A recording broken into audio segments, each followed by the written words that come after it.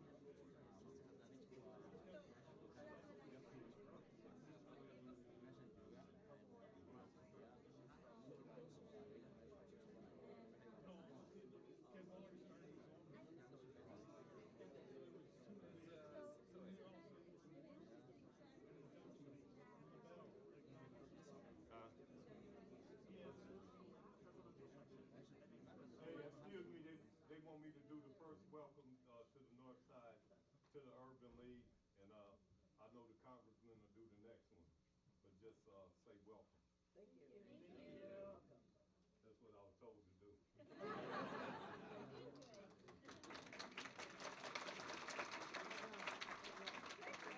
Tell us who you are. Al Flowers, don't Google me, but Al Flowers. Are you sure? Will I say anything else? Yeah, okay then, yeah. Now we got somebody from the office here.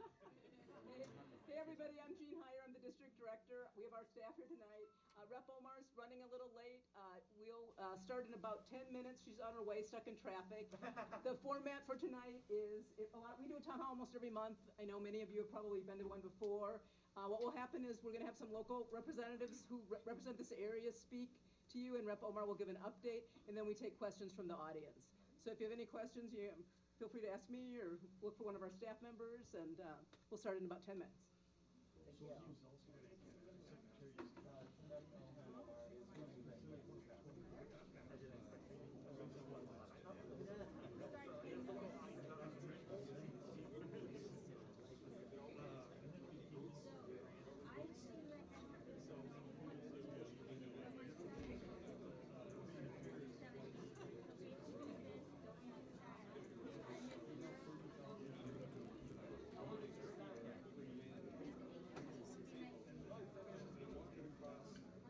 you.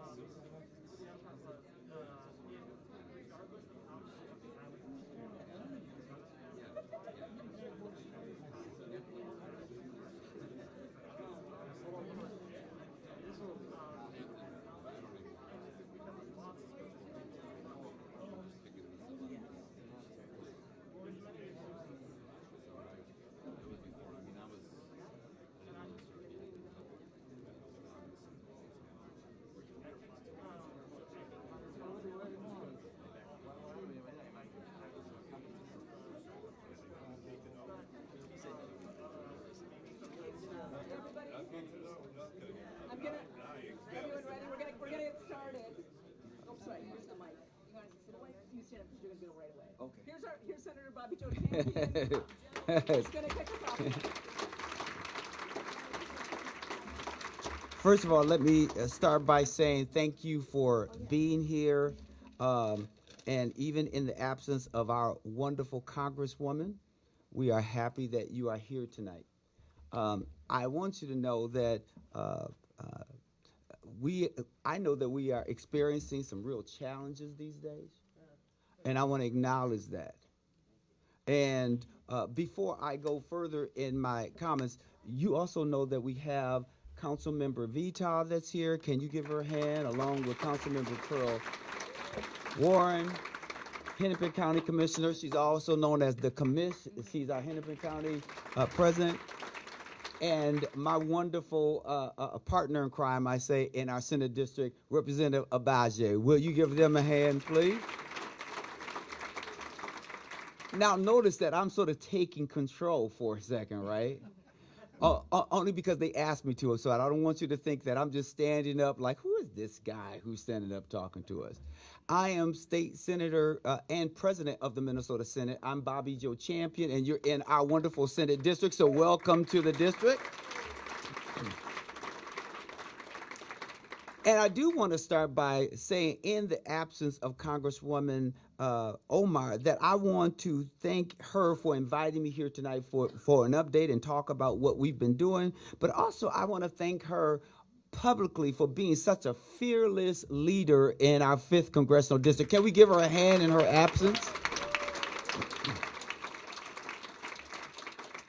And as I mentioned, that we have been experiencing some real challenges, here. But I want to say thank you to those who have been constitutional observers, and thank you to those who have helped provide food and legal advice, support, and comfort to our fellow Minnesotans and neighbors. Can we give them and all of you a hand for that? You probably know this because you've heard this probably from your friends and family, that the eyes of the nation and the world are on Minnesota. I've heard people from Chicago. I also heard from other Senate presidents who've called me from Maryland and from Colorado and from other places, and they've been sending us positive energy, and what they've been saying more than anything is, we are standing with Minnesota. And I want you to know, all those who've been out there and working and making sure that we take care of our neighbors, I want to say thank you. What I also want to say is that during these uncertain times, I've worked to provide legal support, because most of you, or some of you, probably know that I'm a lawyer. And some of the work that I've been doing alongside my immigration attorney friends have been, helping those individuals who unfortunately were detained by ICE. And some of them need to, know, and families need to know where they are and what are some of their legal rights. And so we've been working really hard in order to make sure that we can give them the support they need, and the families what they need. Because when you get detained by ICE and you don't know what's going on, and guess what? A lot of them are U.S. citizens. So it's unfamiliar territory. And so we've been making sure that we've been helping them. Now, here's the other thing that I've been doing along with Viviana Salazar. We've been making sure families, regardless of their circumstances, are prepared in the event that they're detained by ICE. Like, for an example, we've been doing delegations of parental authority. Some people call that a DOPA. What that is as a parent, if you believe that you're going to be detained, or it's possible that you could be detained, you want to make plans for your family. And you want to make plans for your children. And so we make sure that if they're able to talk to a neighbor, a friend, or someone, to say, in the event that I need you, I've signed a document that says that you'll make sure that my 5-year-old or my 2-year-old is okay. And so we've been helping families with those. Again, we call it a DOPA, but it's a delegation of parental authority. Another thing that I've been working on along with Viviana Salazar is making sure families also have what we call power of attorneys, but not a normal power of attorney. It has expanded rights. So if someone signs it, for an example, one of the things that we've been noticing is that if someone is detained, and unfortunately, they are sometimes sent to Texas right away. And sometimes we got to fight to get them back and fight to make sure that they have a plan. But let's say, for an example, a family says, you know what, in the event that I'm going to get deported, or if anything was to happen to me, and you have my child here in the great state of Minnesota, I want to make sure that I have the possibility of reuniting with my child. And if you do not, the person who is taking care of him, if they do not have the authority to be able to travel with that child, there's a problem about them being reunified. And so we've been making sure that there's that extended power of attorney, and families know about those things. Another thing that we did, and you will hear a little more about, is not long ago we had a Know Your Rights virtual event. And with our Know Your Rights, we had the ACLU, we had the Attorney General's office, we had a representative from North Point, so folks would know about food and what could be done, whether it's delivery or whether it's extended hours, that people could have that opportunity. Commissioner Barnett was also with us from the city of Minneapolis, and some of the conversation has circled around, well, why is it that MPD can't arrest ICE agents? Right? I know you're thinking, well, I want to know that too, right? And so we talked about that, and what are some of the challenges, but what are some of the things that we can do in real time. But I want you to know that we did that Know Your Rights, and we had it virtually, because one of the things that Representative Bajay and all of us talked about, along with City Council members Vita and Warren, what we talked about was, by doing it virtually, we wanted to make sure anybody who wanted to attend to get the information could also attend. And so that's why we did it 100% virtually. And we had over 200 people who showed up. And I must admit, in the beginning, we got so many people that we had to extend the capacity because we didn't have enough space in the very beginning. And so I want to thank, right in the back there, you'll see two ladies who work so diligently. So anything I'm doing along with other things, you'll see Shamika Bogan right there. If you turn around, she's waving. Will you give Shamika Bogan a hand? It sounds like Shamika Bogan has a fan here if nobody else has a fan here. And the other young lady that you see there, so Shamika is my executive assistant to the president, but the other young lady is Taylor Bennett. She is my committee legislative assistant. Can you give her a hand as well?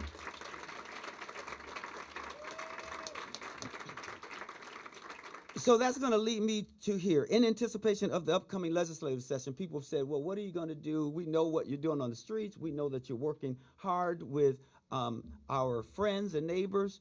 What are some of the things that you're going to do possibly when the next legislative session starts? So I want to start with the first thing. We've been hearing from a number of businesses that have been affected by all these ICE raids and the presence of ICE. So there are people who are not going to work because they're afraid, as well as there are individuals who are U.S. citizens who won't go to restaurants and won't come out the house also. So businesses are suffering. And so there's been a lot of discussion about, is there anything that we can do to provide some support to businesses? That is something that we'll think about and try to figure out whether that is possible, because as you know, we got to think about and look at whether we have the wherewithal, money that is. So whenever I say wherewithal, somebody say money, okay, in order to make it happen, right? Because we know the other pressures that we're also receiving from the federal government, where they're stopping payment and stopping certain programs. So we had to think about all those things in real time. But as the president of the Senate, but I'm also chair of Jobs and Economic Development, that is something that we are going to talk about. And let me also say this. One of the other things that we're working on is I'm looking, along with Representative Long and Senator Fateh, introduction of policy that would allow us personally to sue the federal government for violating our constitutional rights, whether our First Amendment right, whether it's our Fourth Amendment right, whatever it is. We're also exploring making it unlawful for law enforcement, or ICE in particular, to not wear masks. We want to make sure that they're not able to wear masks. And we know that even though we've been dealing a lot with ICE and those sort of things, we still have to look back and make sure that we are responsive to those families who have died by way of gun violence. And we want to ban assault weapons as well as ban high-capacity weapons. So I'm going to quickly end because Shamika's giving me this sign right here because that usually means hurry up. So if you have any other ideas, please let us know. I'm certainly sure that you can let Representative Abaze know as well. We have to work to do a couple things. One is we have to work to maintain and elect a House and Senate majority to protect and advance our gains. We do not want to go backwards. And so we want to make sure, even though it feels uncomfortable to talk about caucuses, we still have to think about having a long-term strategy. Because we can't let the same people represent us in Congress. We got to get some people in Congress that's going to do some work. And from my vantage point, we also must elect a Democratic valued governor. We want to make sure that we got someone in the governor's mansion who's going to support us. And I mentioned this, we know that there's some congressional and other constitutional seats that are up. I just want you to know that it's important for us to think about our future. So even though we're in the present and we have to deal with the challenges of the day, but we also have to deal with the future. And how do we make sure we chart a course? And how do we make sure that we create a pathway towards victory? So thank you so very much. Thank you for having me. I got to run, and it's not because I'm bored by the conversation, but it's because I have to go someplace else. So give yourselves a hand for being here. And now we're going to Commissioner Irene Fernando. So thank you so very much. Thank you, Commissioner. Give it up for President Champion, everybody. And round of applause for Congresswoman Omar's staff who's here. Hi, everyone. I'm Hennepin County Commissioner Irene Fernando, but you can call me Commish. I use she, her pronouns. I'm a very proud Northsider, and I'm a very, very proud child of immigrants. I first want to say what's happening right now in Minnesota and across the country. We have reports in Maine, we have reports in Utah. It is inhumane, unlawful, and unconstitutional from my perspective. It is unprecedented that we are in this moment, but unfortunately, some of the behavior we're seeing is predictable. There is a playbook that is concentrating power far, far away from the people, and only through our democratic systems, through the First Amendment of protest and assembly and voice that everyone has been contributing to, will we be able to make it to the other side of this? And so I want to honor Renee Good and Alex Preddy's humanity and express that many leaders, many of your leaders, we are seeking to strategize how we can ensure that we are protecting every single person's constitutional rights, and that we are pushing back on this encroachment on our civil liberties. So want to express that. Raise your hand if you're familiar with the differences between county, state, and city. Okay, awesome, love that. So I am privileged to represent District 2. There are 7 county commissioners on the 7-person county board. I'm the youngest woman to ever serve on the county board. I'm the first Filipino American in the state of Minnesota, and I'm our first board chair of color in 174-year history. And I see the actual person of the hour has arrived, so I will keep it very, very direct. County is primarily here for services. We are the primary government mandated to care for the vulnerable. That's foster care, that's SNAP, that's our elderly, it's our children, that's people in need. Our federal reality right now is that they are not funding food, healthcare, and housing, and it seems as though they have reprioritized kidnapping, violence, and family separation. And so from a Hennepin County perspective, our primary legislative priority is to ensure that we are identifying a reliable non-property tax revenue source to stabilize our healthcare system, to continue the public health that the federal government has concluded, and then to further prioritize public health priorities such as domestic violence and gun violence. Our top priority is for the health and well-being, ensuring that we have the funds to continue the last 5-10 years of really strong work. Hennepin has brought down homelessness. Hennepin has ended functional homelessness for veterans. We were able to stabilize economically during the pandemic, and we have sought to expand the mental health resources, both in public safety response as well as with our young people. So we will need everyone's voices coming together to fight for our shared humanity without apology. And that is the commitment that I will make to you. I know that's a commitment of every single elected official who's up here. And without further ado, may I bring up on the stage our very own CD5 Congresswoman, Ilhan Omar.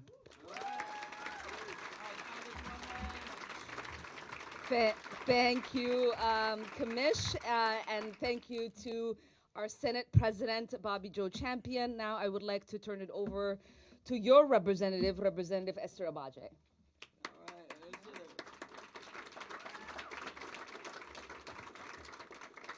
Oh, well, thank you, everyone, and thank you again, Congresswoman Omar. We really appreciate the invitation and all the work that you're doing for us in Washington. Particularly, you are one of the strongest voices standing up against the lawlessness of this federal government, so thank you. My name is Esther Agbaje. I represent House District 59B in the Minnesota House of Representatives, which is where you are right now, so welcome.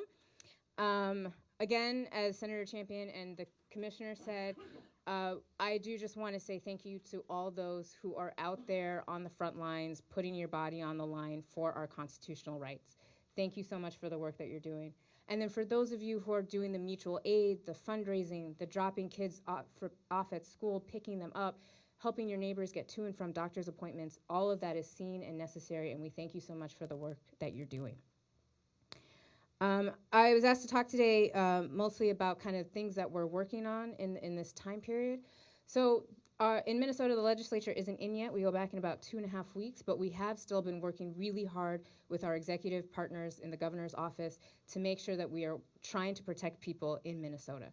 So we're engaged with them all the time. Some of the things that we're talking about that we either want to bring forward as legislation or that we want to see if we can get done before the legislature opens again is really focused on ensuring that we're protecting the rights of Minnesotans, which is why our Attorney General has filed multiple lawsuits against this federal government to show that they cannot do this overreach that they're doing, that they cannot trample on our First Amendment rights and our Fourth Amendment rights and our Second Amendment rights.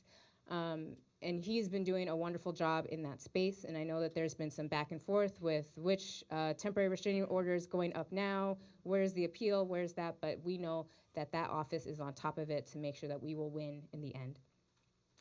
We also know that we're pushing on the governor's office as well to figure out a way to ensure that people can stay housed during this time. One of the fallouts from a lot of this ICE operation is that people are not going to work. People's businesses are either shortening their hours or they're closing. And that makes it really hard to make money to be able to pay rent, pay utilities. A lot of that is getting covered kind of one-on-one through mutual aid, but we know that we need to have a larger network to kind of meet that need.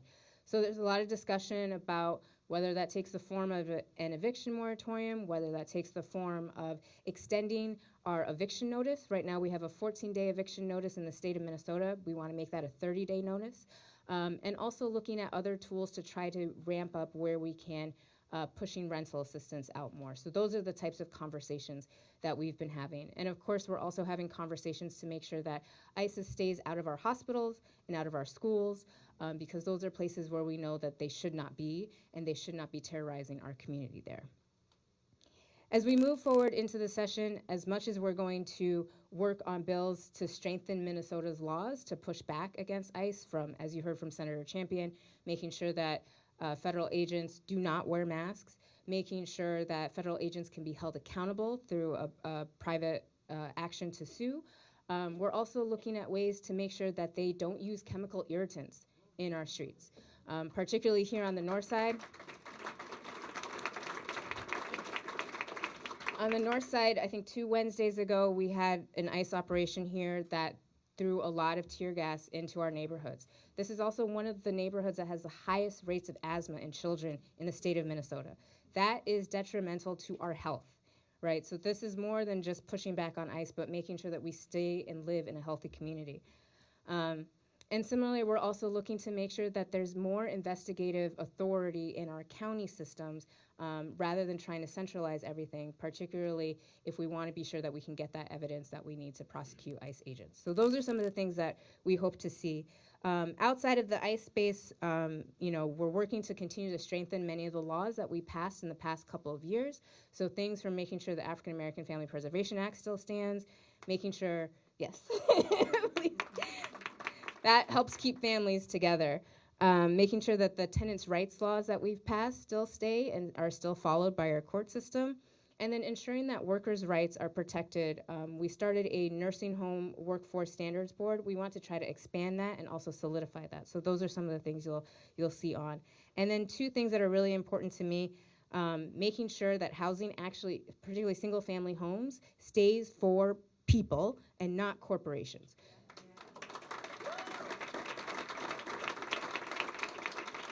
So we want to ensure that large investors don't have the ability to just buy up single-family home properties. Again, we've seen it in parts of the suburbs, also on the north side.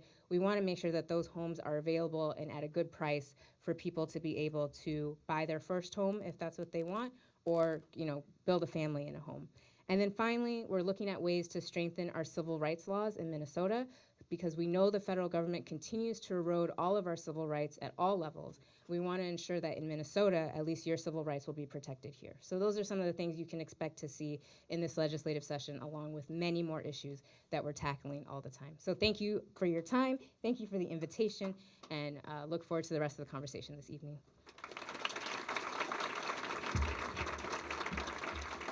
Thank you, Representative Abaje.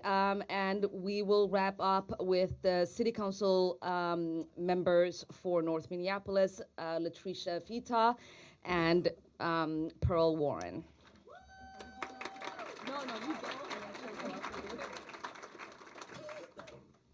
Good evening, everyone. I thought Councilmember Warren and I were going to come up together. How cool would that be? She just started a month ago, so she probably, needs some help. Thank you all so much. Happy to be here. Someone didn't turn the heat down like I requested. It is extremely hot for a 50-year-old woman that's, going through some things right now in life, right? So thank you so much for having me here, Congresswoman. Thank you to elected colleagues for being here. I think we've all spent a lot of time together in this last month trying to come up with the most resources we've been able to. I was asked to talk about whatever I wanted to talk about, so take your coats off. I got a lot. There's a lot going on in 2 minutes. No.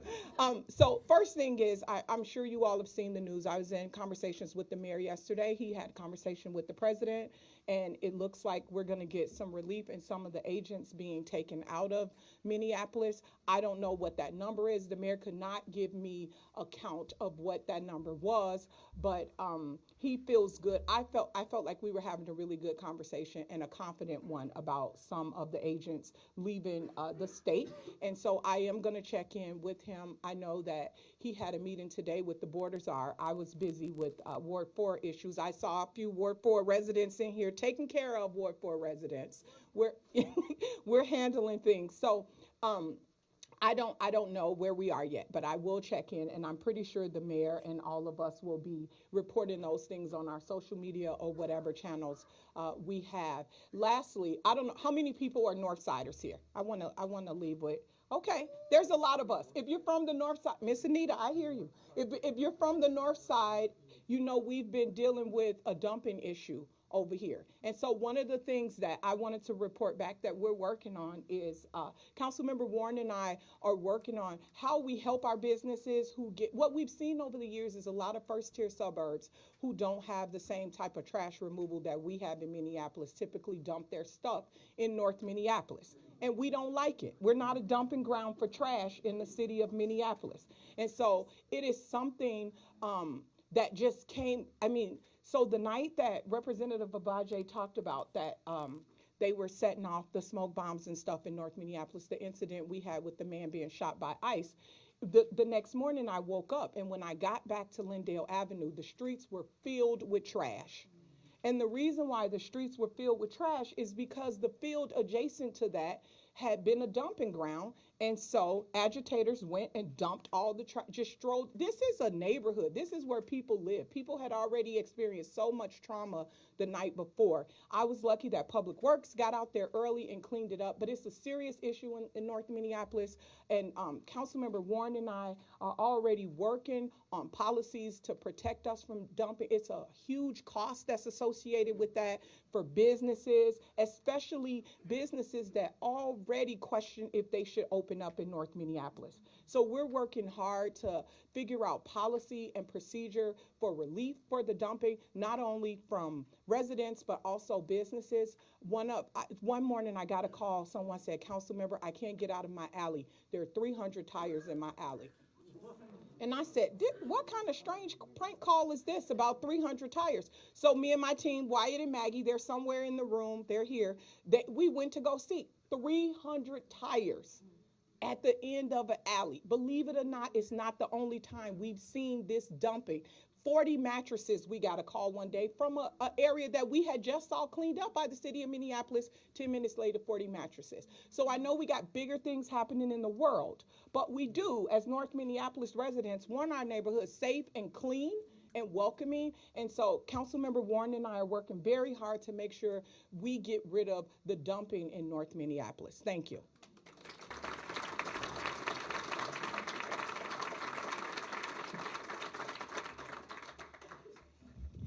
How you beautiful people doing? Make some noise for yourselves. Thank you to my partnered elected officials. It warms my heart to be here as a newly elected official and be in the presence of community. As your new representative and council member for Ward 5, I am taking this time to focus primarily on constituent services. That is a lot of what I heard from a lot of the residents. So as Councilmember Vita plainly stated to you, the servitude within the community is my primary priority right at this time. Establishing, building, and restoring those relationships and faith within your representative for the 5th Ward here. I know we have a few of our Ward 5 residents here, North Minneapolis residents, but servitude is very important to me. I know our hearts are heavy with a lot of the things that are happening within the community, but that's a major part of public safety, is having someone that you can talk to and that will pick up the phone when you call, that's going to answer those calls and bring you a sense of security and assurance around things that affect your day-to-day needs, and I'm here for it. So I want to thank you all so much for coming out today. My senior policy aide, Rachel Hudson, is here. I do have cards if you want to reach out, but call, and I will answer, and do the best that I can to serve you during these difficult times. Thank you, and have a wonderful day.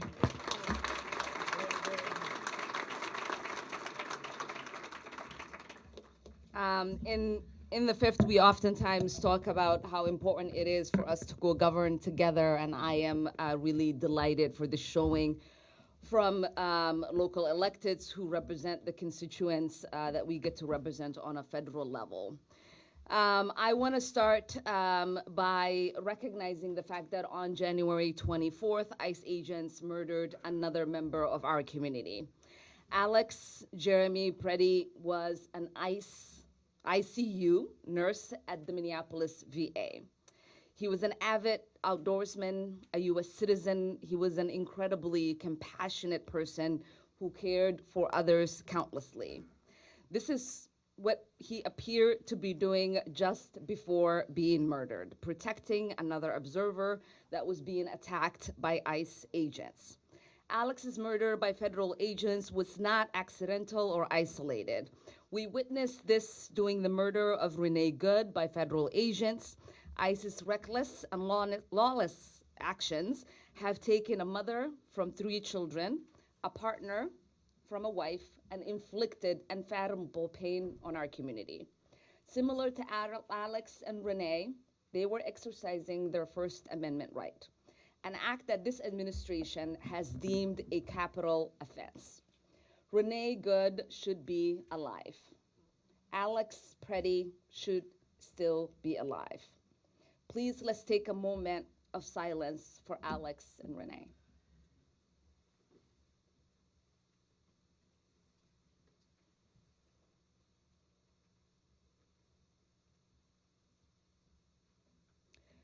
Thank you. My deepest condolences go out to Alex and Renee's family, friends, and everyone who knew and loved them. We will not stop fighting until we achieve real justice and accountability. The level of violence, federal overreach, lawlessness carried out in the name of immigration enforcement is unprecedented. US citizens are being assaulted and detained. Minnesotans are expected to carry their citizenship papers. People are dying in ICE custody. This administration has reduced any semblance of due process, sending people out of state to prevent them from having legal representation. Doors are being broken down without judicial warrants. Chemical irritants, pepper balls, flashbangs are being used without a second thought. DHS is thriving in secrecy, obscuring the conditions my constituents are being held in. This is not the America we know. This is not the America we love.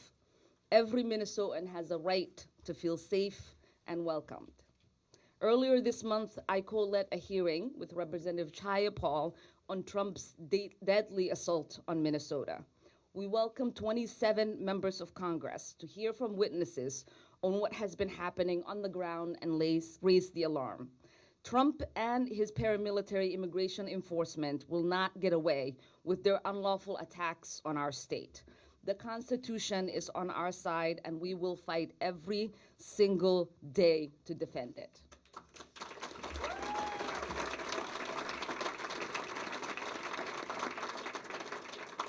As it's been said, real justice and accountability starts with full, transparent investigation and legal action against ICE, followed by the abolishment of the agency. ICE cannot be reformed. It cannot be rehabilitated. We must abolish ICE for good.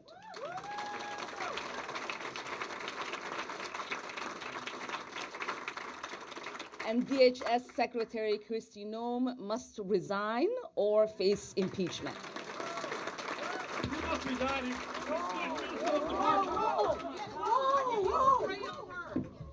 Fucking asshole. I don't know. Oh my God. Oh my God, he sprayed something on her. I need a napkin to know nothing. Smells terrible. No, we'll go. No, we will continue. No. Ilhan, you need to go get checked. No, We will continue. These fucking assholes are not going to get away you with need it. to go get checked. No, you don't know what he did. No. That's whatever it is smells so bad. She needs to go get checked. I don't know That's what that that's was. what they want. Please don't let them have It's it. not about him, Ilhan. Ilhan, it's not about him. It's about your safety. No, he sprayed something on you. You need to go get checked. Yeah, and it smells terrible. We're going to keep talking. Just give me 10 minutes. Just give me 10 minutes. I beg you. Please don't let them have the show. Please don't let them have the show. Please don't let them have the show. Here is the reality that people like this ugly man don't understand. We are Minnesota strong, and we will stay resilient in the face of whatever they might throw at us.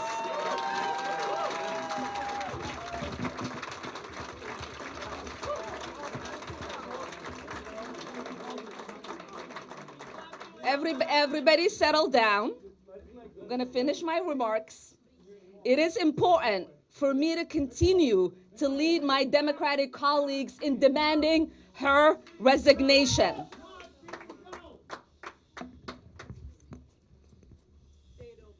And like I said, if she does not resign, we are going to introduce articles of impeachment.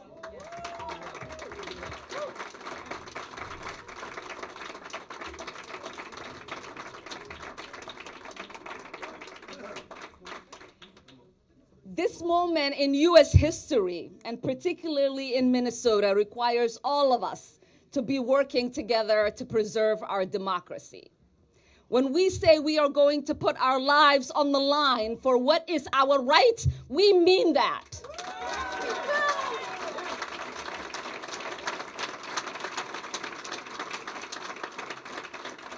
Last week, my Republican colleagues put forth a Homeland Security funding bill that includes $28 billion for ICE and Border Patrol. I refuse to greenlit funding for a rogue agency that escalates violence, operates above the law, and opposes our most basic freedoms. I've already stated tonight, ICE is shooting people in broad daylight, beating up teenagers, spraying tear gas on peaceful protesters, ripping people out of their cars and homes without warrant, racially profiling people based on their accent, taking kids from schools and abducting people, shipping them far away detention camps with brutal conditions and no due process. We cannot treat this as business as usual. That's why I led the entire Congressional Progressive Caucus in opposing this bill. And we, as a caucus, adopted an official position, and now we have gotten all of the Democratic senators to agree to that position and hold ICE accountable.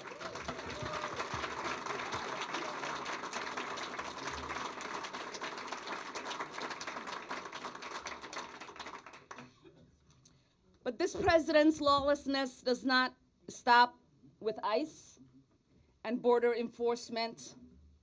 We are seeing how he's threatening Greenland and Venezuela and Iran and Cuba and Colombia. He has already taken lives in the Caribbean, and we wanted to pass a war powers resolution to hold him accountable. We are hoping for our Republican colleagues to grow a backbone and come on the right side of history.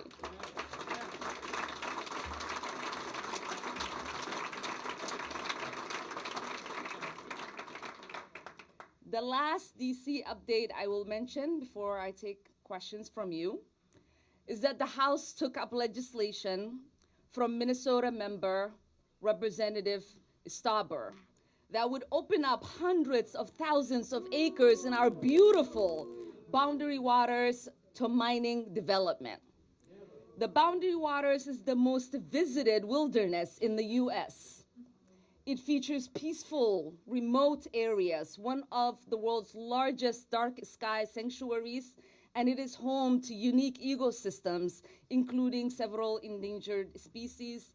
And my beautiful children go hiking there and canoeing, and so it is personal to me to preserve it, not just as Minnesotan, but as a mom.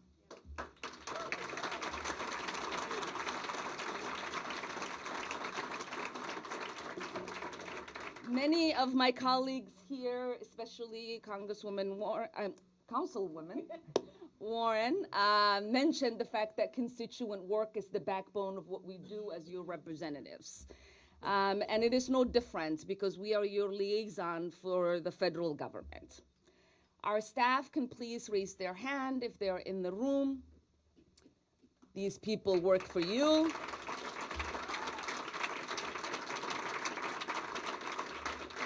We can be a crucial line of advocacy for our constituents who are experiencing issues with the federal government, like irregularities, delays, and emergencies.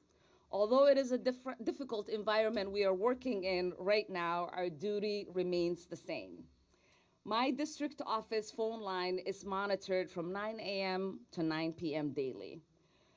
Congressional casework involving ICE is unique and narrow, but we can help with locating an individual detained by ICE if they are not appearing in a detainee located system within 48 hours. Inquiring on urgent medical issues to ensure an individual is receiving appropriate medical treatment, ensuring an individual's attorney or loved ones are able to communicate with them, and importantly, our office cannot provide legal advice or assistance. If you are unsure whether we can help with a specific issue, please contact my office at 612-333-1272. I'll repeat that again, 612-333-1272. And we will review whatever detail you want us to review. So far, we have worked on 800 cases with issues like Social Security, immigration, taxes, healthcare, and more. Our team has returned more than $4.8 million to our constituents, businesses, and organizations in the district. Like I said, we might not be able to solve every problem, but we will definitely make sure we do everything that we can to try. Lastly, I want to congratulate a winner of something fun that we do in Congress, which is last year's Congressional App Challenge in the 5th. The App Challenge is intended to engage students in grades 6 through 12 to create innovative apps that address real-life issues in our community. I am pleased to announce that my office selected, it's a hard name, okay. People say I have a hard name, but oh my goodness, okay. Bethesda and his app, Brett Head, as the winner of the 2025 competition. Fed's app is youth-centered personal finance app built to challenge the culture of instant gratification through reflection and accountability.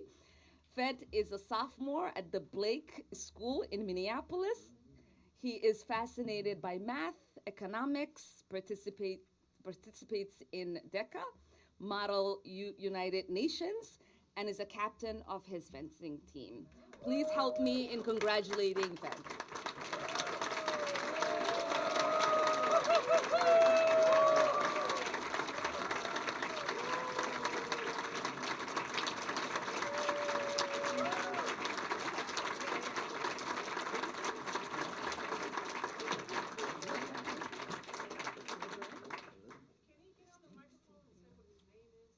Oh yeah, say your name the correct way. Yeah, my name is Ved Bestodkar, Vedbastodkar. You made it sound a lot easier. I mean, I say it every day, right? All right. Thank you. Thank you, Ted. Is this his? No. All right, with that, we'll take questions. First of all, thank you for staying after that incident.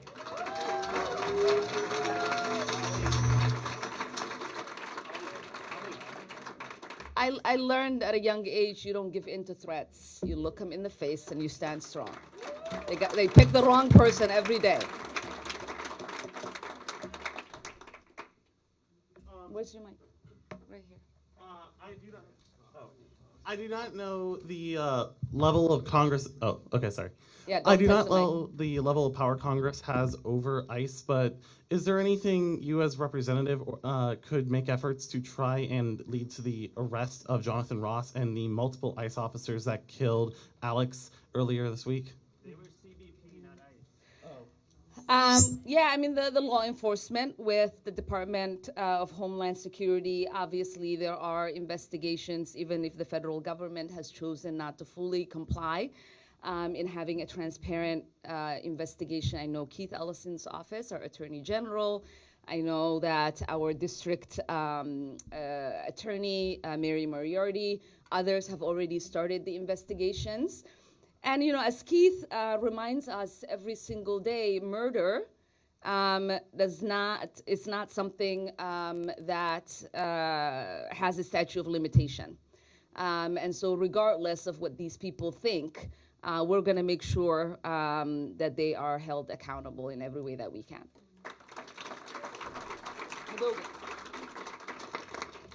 Hi. There's so many ways to help. And one of the things I was thinking of is we have our own MPD that is stretched so thin. Is there anything that we can do to help them? I mean, could we bring in snacks to the office? You know, just anything that might help them feel better or appreciated. And along those lines, we also have the National Guard now coming in. And so we could apply that to them as well. You know, showing up with coffee, or is there Is there something we can do? You know, like I will that? say one thing that ICE has succeeded in doing is make Minneapolis residents love Minneapolis police. and have, I mean, I say that with the utmost respect. You know, that's only thing that they've succeeded in doing. No, I mean, it's been beautiful to really see our National Guard passing out donuts and coffee to people at Whipple. You know, any way in which you can show your gratitude, I think, you know, what has been the most important piece for all of us is, one, to remain united. Two, not to just feel grateful for those you know who are out there, but to feel grateful for everyone who is out there, because Minnesotans are showing up for one another in ways that people didn't expect, and we are showing the country and the world what real solidarity looks like. And we should be goddamn proud of ourselves for that. So yes, whether you are showing up to say thank you to protesters and, you know, people who are documenting, or saying thank you to those that are keeping the peace, whether it is the sheriff's office or MPD, I would encourage it. So you could just bring in like a couple things. I would assume that would be fine with them. Well, yes, obviously you wanna make sure they're not scared that you're trying to poison them or something. Yeah, that's true. That's true. We'll take one right here. Seen now multiple cities be invaded by ICE, and it seems as though they've left, right? LA, Portland. Do we have any sort of understanding of what is there a quota that they have to meet, or a certain time? How can we grasp when they could potentially leave, when their whatever objective has been fulfilled? So what we do know now is that there is some agreement, we don't have the full details, that Border Patrol will leave. It is my understanding, you know, you mentioned being overwhelmed, there's 4,000, 5,000 of federal law enforcement that has besieged not just our city, but our state. And so it is my understanding that those that are tasked to control the border, exercising the 100-mile rule for Minneapolis, at least will leave. And the timeline was today, so they might have already gone. I saw reporting about 800 of them have already left. And so we'll be tracking that to see how many more of them leave. Generally, the way ICE used to operate is that, you know, there's two kinds, and you've seen, you know, our corrections department clarify this. You've seen Hennepin County talk about it. Generally, there are two paths. One is that someone has been adjudicated, they were arrested for a crime. If their crime is a felony and they were not a US citizen, oftentimes they would finish their sentence because they committed the crime against us and we want them held accountable. And then once their sentence ends, the corrections would call and say, we have someone being released at this time, on this day, in the next week or month. And they basically turn them over in the parking lot. Now, that person obviously has the right to ask for, you know, a judge to prolong the time they're here, to contest their removal. Sometimes you hear these stories of people who've been green card holders for, you know, 30 years. They came here as a baby sometimes. And so those removals take a long time, but they are in ICE detention as they're going through those. We also used to have before, maybe 6-7 months ago, law that said you couldn't indefinitely detain people if they did not have an actual crime that they were being detained for. And we know that immigration in itself, a violation of immigration is not a crime in itself. So the other way, which is kind of what they're saying they're doing now, which is not the way it's supposed to be done. Normally the way it gets done is that you have an order of removal for someone, and you try to find out where that person might be. You do surveillance, you talk to, known people to them, you find their previous employment, you find a way. And then they do those raids early in the morning, 6 a.m., where people are not really out trying to find the person in that home or in that business that they thought they might be in. And so we do know that the way that this is being carried out, and you've seen the incidents in where, they're literally jumping out of a car or breaking a car window or trying to get into somebody's space, that is not enforcement. That is terrorizing. That is terror. And those are not the kind of tactics we are known to have in our cities. Those are the kind of tactics we're known to have cities outside of the United States where people are brutalized. And so that's why we've been so opposed to it. We'll do right there.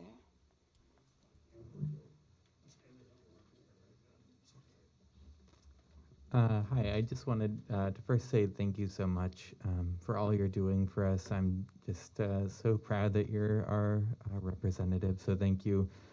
And I'm just wondering, what can we do to maybe get some of your colleagues to have the same fire you have? It's really incredibly disheartening to see folks saying we need body cams on ICE or just more training. That's really, really discouraging, and I want to see more folks follow your lead. So what can we do to put the pressure on them? Yeah. I think we're seeing that. I mean, certainly for my Democratic colleagues here that represent you all, collectively have felt like the way that we are being terrorized and the fact that there aren't guardrails for there to be justice and accountability reminds them of the fact that many of us have been saying this since ICE was created. When it was with DOJ, there was more accountability. This version of it that we've now had to live with for a little over 20 years is not a version that allows for respect for our constitutional rights. And so I think they're doing it to themselves. They're showing these lawmakers the mistake that they made in voting for their existence, in voting to give them money, because what they are doing is just so blatantly lawless. So just keep sharing. Oh, okay. I didn't know if you were protesting. I didn't know if you were saying, don't call on her. I would like to say that I'm very proud of you as our representative, and I am so glad that you are our leader. And I want to ask something on a very personal note. I'm an immigrant. I came from the Philippines. I went and got everything that I was supposed to do. And I actually lived through the EDSA revolution. And I felt that if I could make it to the United States, I will be okay. At this moment,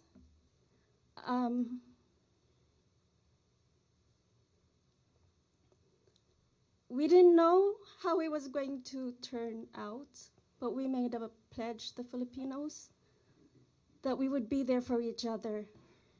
And I have seen you Minnesotans do the very same thing. And I'm very proud of you, and it is my honor to be with you. I'm asking on a very personal note. Some people, specifically me, some people did not go to their SNAP renewal. Some people didn't renew their medical because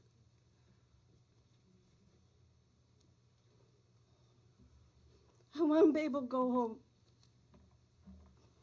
And I have my certificate of naturalization. And the interview is supposed to be in person, but I don't know if I can make it back home. So my question is, this is some people, which is specifically me. And I didn't want to go because I'm not well behaved. And I'm not sure who would bail me out for causing good trouble. I would. So is there a way for us to submit papers? Is there a way for us? I know there's protocol, there's regulations, but where I'm supposed to go,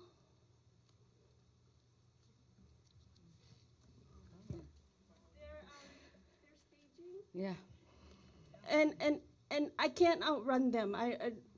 So I don't know. So if there's a way for us to do interviews, not in person. So I'm just asking. So I would like to have SNAP benefits. I would like to have medical. Yeah, I hear you. So that's my question. And I just want to ask, it's not just me, there's several of us. And you live? Am I your representative? Yes, you okay. are. All right, then I know where you live. Okay. Just wondering if you're in a different area than. So, you know what? I have been in the United States a month short of 30. That is 90% of the amount of time that I've been alive. So I know people talk about me in Somalia.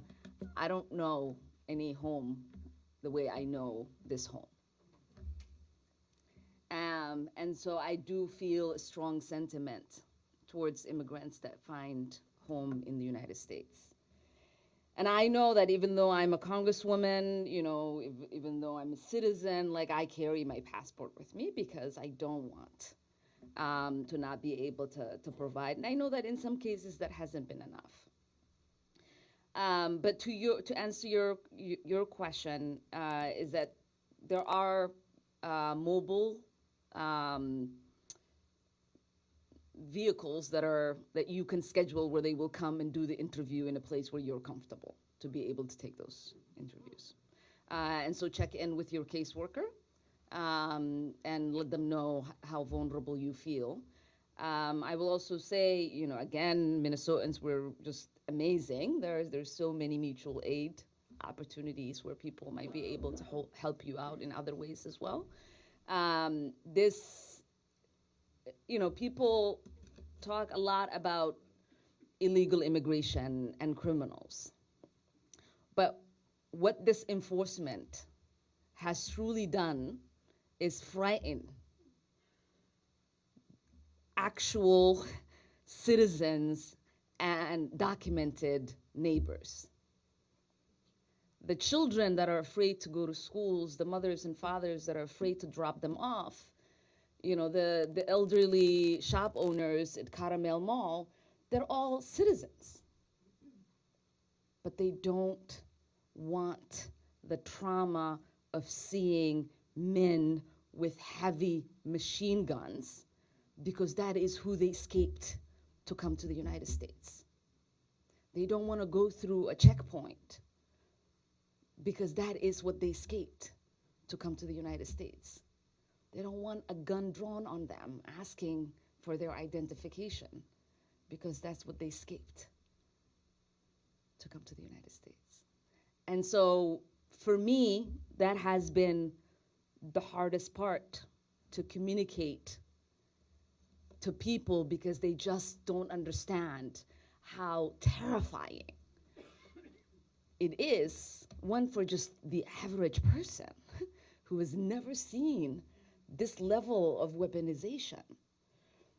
But it is also severely debilitating and triggering for people who have had machine guns drawn at them at a young age and who thought their only salvation was to find a country like ours, where they never have to worry about that because there's a constitution, it's known for its liberty and freedoms. And so it's truly heartbreaking, this moment we find ourselves in. But if we know anything about US history, is that everything is temporary. And we will find our way out of this. So thank you all.